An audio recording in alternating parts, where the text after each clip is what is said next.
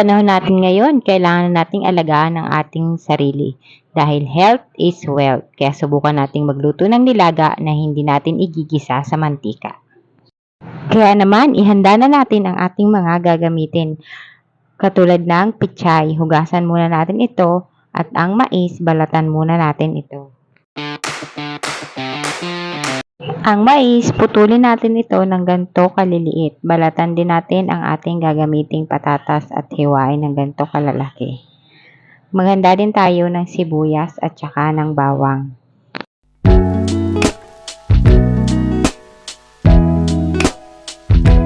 Hugasan natin ang ating karne na gagamitin. Sa puntong ito, mga mi, magpakulo na tayo ng tubig, ilagay ang sibuyas at bawang at ang karne, at maglagay tayo ng buong paminta. At hintayin natin itong kumulo, at kapag kumulo na, tanggalin natin ang mga impurities. At ilagay din natin ang 4 cubes. Isunod na natin ilagay ang ating mga mais at pakuluan natin ito sa loob ng 30 minuto.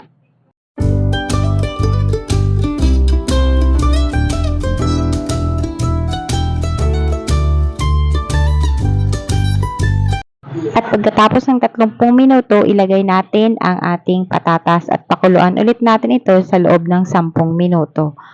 At pagkatapos ng 10 minuto, ilagay na rin natin ang ating pichay.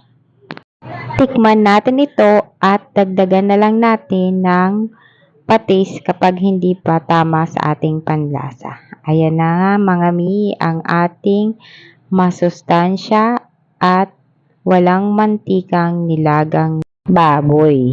Kung umabot ka sa puntong ito ng panonood, huwag mo namang kalimutang i-like, i-share ang aking video. Maraming salamat sa panonood at ito na ang ating nilaga.